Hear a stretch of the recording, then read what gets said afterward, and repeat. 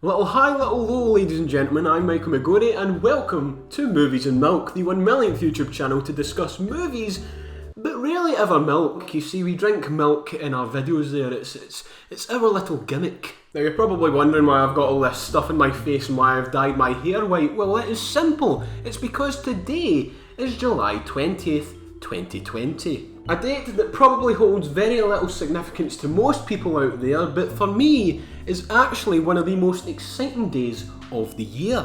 Today is the self-proclaimed Stuart Little Day, the time of year in which we thank the Lord for the Stuart Little film franchise. Now, why July 20th, I hear you ask? Well, it's fairly simple. You see, the first Stuart Little film was first projected onto UK screens back on July 21st, 2000, which is nearly 20 years ago. When a little while from now. And then just less than 2 years after that, UK audiences were graced with its sequel in July 19th, 2002. And so I figured July 19th, July 21st, fuck it, let's make Stuart Little Day on July 20th. What's that? Stuart Little 3 Call of the Wild? What are you talking about? I've never heard of that film. So I thought to celebrate Stuart Little Day this year, I would do what most YouTubers do when they run out of ideas and do a tier list. A tier list in which I rank all of the characters that appear within the two movies. And so without further ado, let's get ranking. I'm Stuart Little!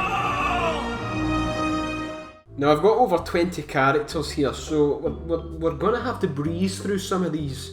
I essentially just went with the characters that either had major plot significance or had more than 2 lines. There's a good chance that I have missed someone, but I'd like to think that I've got mostly everybody here. Now, who do we start off with? I know, let's start off with everyone's favourite character, the cab driver from Stuart Little 2. Now, it is commonly theorised amongst Stuart Little fanatics out there that no one ever uttered the phrase okie dokie no problem until this character came about. However, nowadays I'd like to think that everyone has said that phrase at least once in their life.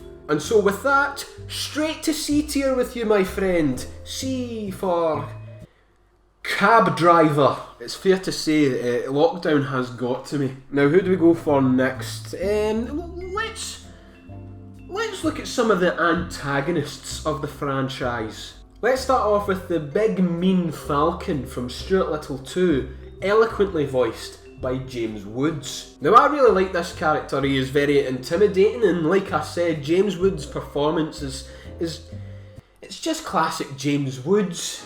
Party's over, fur face. He's just constantly dry and sarcastic and belittling everyone that's around him. However, because of the fact that this character is voiced by James Woods, every time I see Falcon I'm just like, that's Hades from Disney's Hercules. And for that, unfortunately, he does not make it to S tier, but he will sit comfortably in the A tier. And then we've got Smokey the cat from the first film. Not as charming or as memorable as Falcon, but he does pose an intimidating threat. Not bad for a house cat. Not bad for a dead house cat.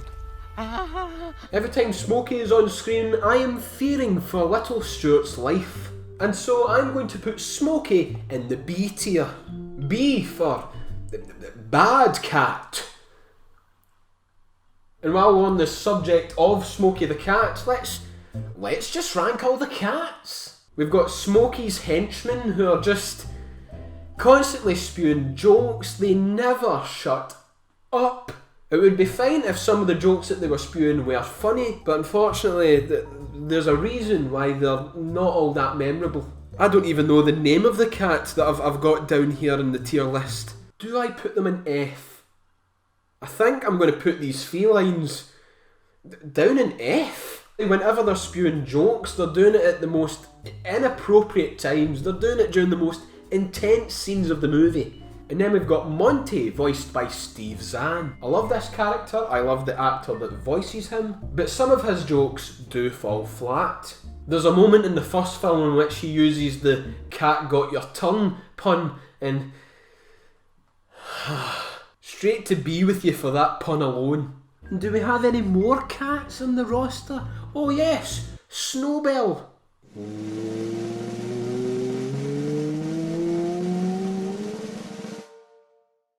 One. Yes, that's right, baby. SNOWBELL is in S tier.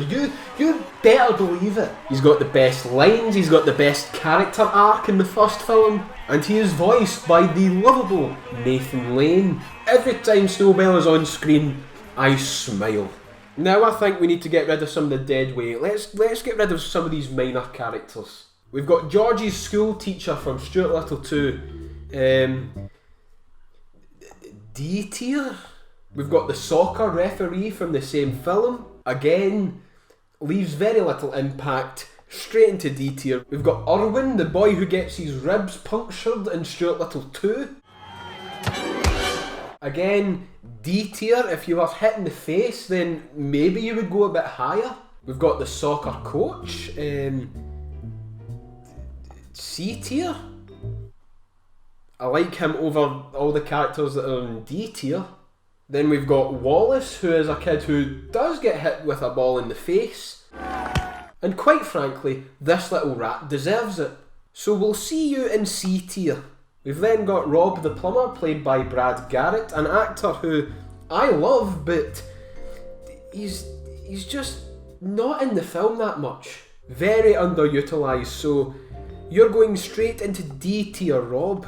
Now let's go into some of the minor characters from the first film. We've got the Doctor. He makes me giggle, so I'm going to put him in C.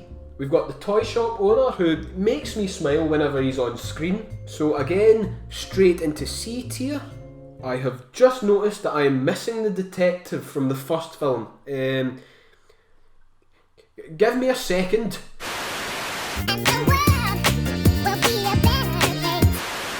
And now we've got Officer Sherman from the first film, who is a minor character who elevates the ranks. I actually really like his character and wish that he was in the film a little bit more. Am I going to do it? Am I going to do it? Yes, I am. I'm putting him in B tier. And then we've got Uncle Crenshaw, played by former inmate Jeffrey Jones, who is an uncle that I wish I had. Bear in mind, I'm talking about the character, not the actor that portrays him. I'm plomping him in B tier. And then whilst I'm at it, I'm also going to throw the rest of George's aunties and uncles and grandparents in B tier.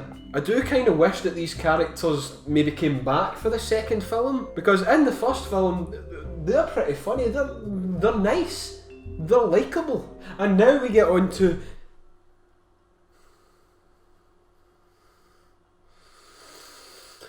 Anton. Anton is a mega He is so preppy and so up himself, he is so unlikable, and quite frankly his comeuppance isn't all that satisfying. So what, his boat was destroyed? Punch that little prick in the face. In fact, I'm going to promote Smokey's gang up to D tier and just plonk him in F. I hate him.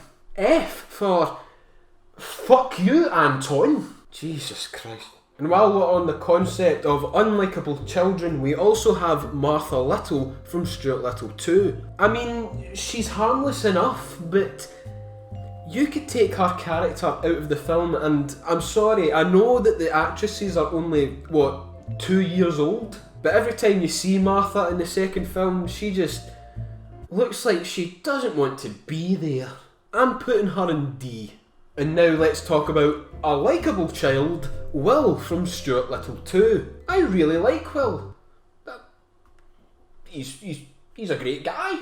I mean, George could easily just go to his house and play the PlayStation 2 that Will owns. But no, instead Will brings his bulky ass PlayStation 2 over to the Little's house. And that, my friends, is a proper lad.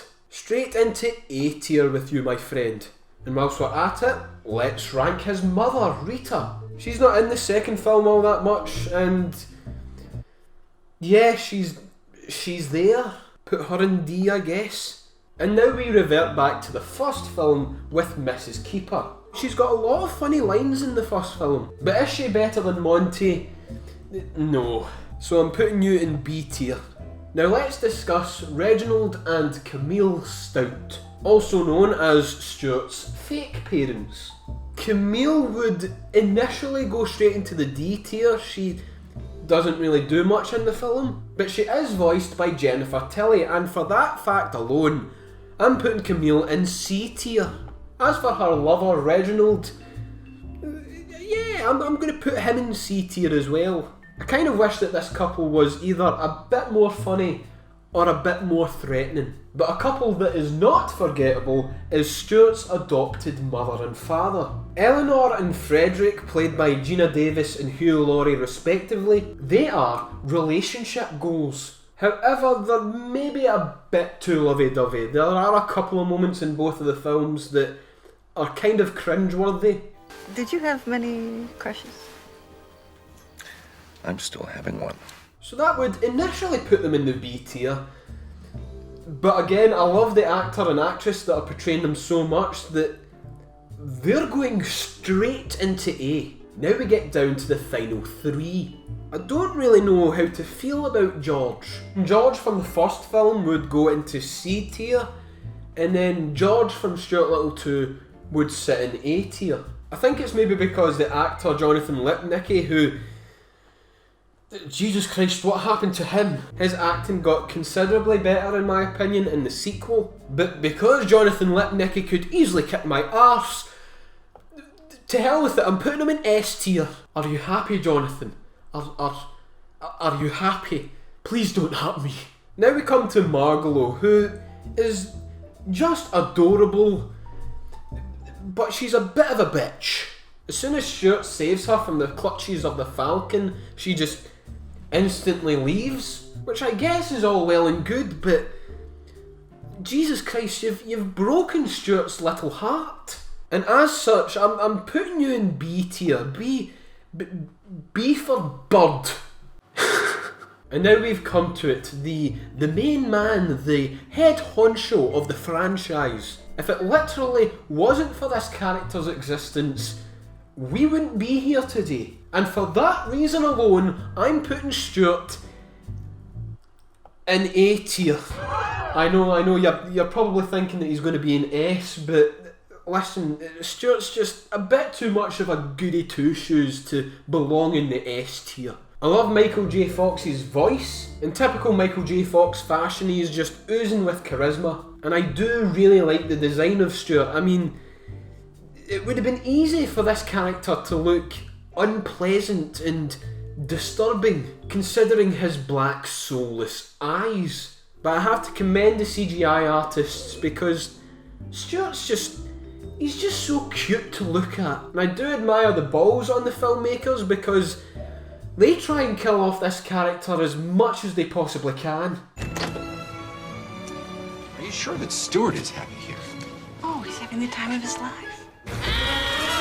Somebody please help me! But again, he is just too much of a goody two-shoes to belong in the S tier. And with that, there's your ranking. I want to say I'm fairly proud of it. Thank you so very much for watching, ladies and gents. If you enjoyed, please be sure to leave a like, subscribe to the channel, and tell me in the comments section down below what's your opinion on the Stuart Little franchise. If you didn't like my ranking and would like to rank the characters for yourself, I've left a link to this tier maker template in the description, where you can also find the links to the Movies and Milk Instagram page and the newly established Movies and Milk Facebook page. Yes, just like your out of touch father, we have finally made the leap to Facebook. And until next time, stay safe, don't do anything stupid, and please, for the love of God, celebrate Stuart Little Day responsibly.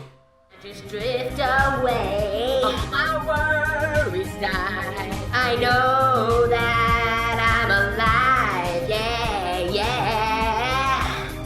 I get wings to fly, God knows.